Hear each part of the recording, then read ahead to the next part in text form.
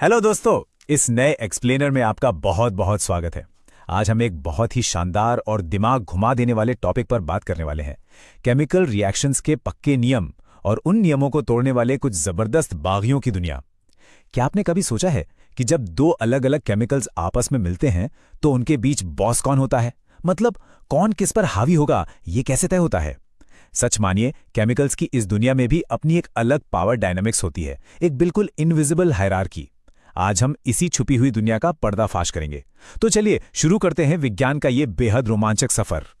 तो बिना किसी देरी के देखते हैं कि आज के इस एक्सप्लेनर में हम क्या क्या कवर करने वाले हैं। हम शुरुआत करेंगे मेटल्स और एसिड्स के बेसिक रूल्स से, फिर कुछ दिलचस्प अपवादों को देखेंगे, उसके बाद विस्थापन अभिक्रियाएं, रिएक्टिविटी सीरीज और आखिर में नॉन मेटल ऑक्साइड्स पर बात करेंगे।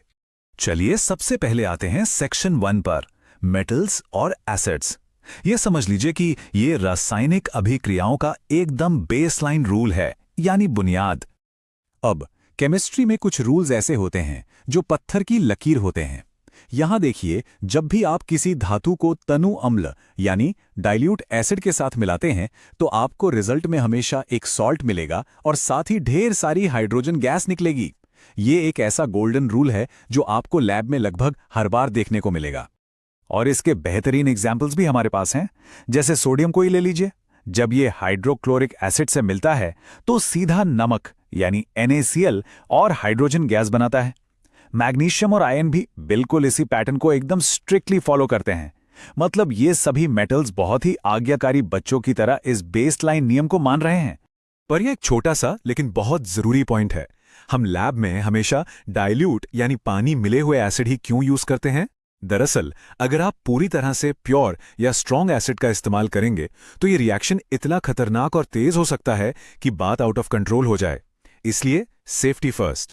खैर, नियम तो हमने समझ लिए, लेकिन असली मजा तो तब आता है ना जब कोई नियमों को तोड़ता है।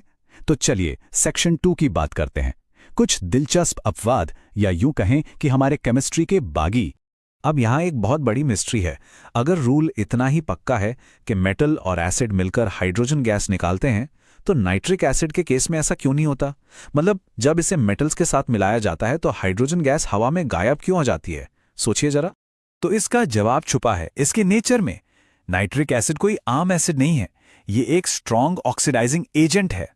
आसान भाषा में कहें तो ये इतना ज्यादा रिएक्टिव है कि ये बनने वाली हाइड्रोजन गैस को अकेला छोड़ता ही नहीं है, ये तुरंत उस हाइड्रोजन में अपना ऑक्सीजन चिपका देता है।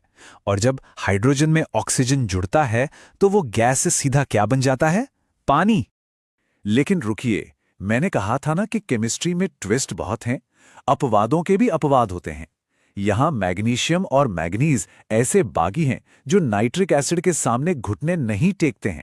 ये उसके साथ भी लड़ झगड़ कर हाइड्रोजन गैस निकाल ही लेते हैं।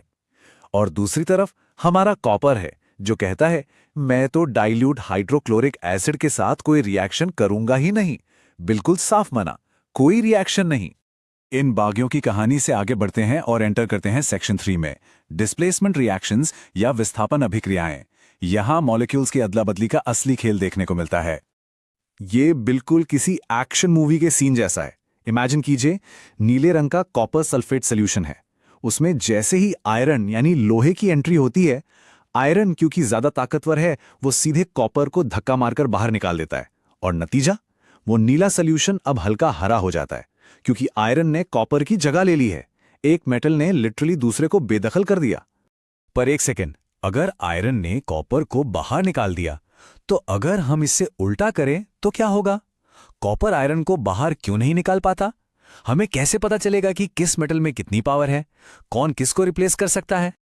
और यहीं से एंट्री होती है हमारे एक्सप्लेनर के सबसे अहम हिस्से की, सेक्शन 4, द रिएक्टिविटी सीरीज। इसे आप केमिस्ट्री की मास्टर की समझ लीजिए। यही वो हायरार्की है जो सब कुछ कंट्रोल करती है। इस टेबल को बहुत ध्यान से देखिए। ये एलिमेंट्स का पूरा सोशल स्टेटस है। जो टॉप पर है वो बॉस है। पोटेशियम और सोडियम सबसे ऊपर है, मतलब सबसे ज्यादा ताकतवर।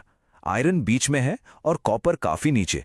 आपने स्कूलों में इसे याद करने का वो फेमस तरीका तो सुना ही होगा, काशीनाथ का माली। वो सिर्फ एक कविता नहीं है, वो पूरी केमिस्ट्री को डिकोड करने का सीक्रेट फॉर्मूला है। जो लिस्ट में ऊपर है वो नीचे वाले को कभी भी उसकी जगह से हटा सकता है। चलिए इस मास्टर की को टेस्ट करते हैं। देखिए, जब आप एल्यूमिनियम को मैग्नीशियम सल्फेट में डालते हैं तो कुछ नहीं होता। क्यों? क्योंकि चार्ट में एल्यूमिनियम मैग्नीशियम से नीचे है, उसमें मैग्नीशियम को हटाने की ताकत ही नहीं है। लेकिन जैसे ही आप इसका उल्टा करते हैं, मैग्नीशियम को एल्यूमिनियम सल्फेट में डालते हैं, बूम! क्योंकि मैग्नीशियम सीरीज में ऊपर है, वो तुरंत एल्यूमिनियम को बाहर का रास्ता दिखा देता है। तो बेसिक फंडा यह है, एक कमजोर मेटल अपने से ताकतवर को कभी नहीं हटा सकता। एक और एग्जांपल देखिए, लेड सिल्वर से ऊपर है तो वो सिल्वर को आराम से हटा देता है, लेकिन कॉपर लेड से नीचे होने की वजह से लेड का कुछ नहीं बिगाड़ पाता। ये एक बहुत ही लॉजिकल और स्ट्रिक्ट पावर सिस्टम है। मेटल्स के इस धाकड़ दुनिया से अब बाहर निकलते हैं और चलते हैं अपने आखिरी सेक्शन पर। Section 5, non metal oxides. Periodic table का एक दूसरा पहलू भी तो है। यहां हम थोड़े अलग चलते हैं। जब अधातु यानी नॉन मेटल्स ऑक्सीजन के साथ मिलते हैं तो वो जो ऑक्साइड्स बनाते हैं वो मेटल्स की तरह बेसिक नहीं होते। इनके ऑक्साइड्स या तो एसिडिक यानी अम्लीय होंगे या फिर एकदम न्यूट्रल। और मजेदार बात यह है कि इसका हमारी असल जिंदगी से बहुत गहरा कनेक्शन है।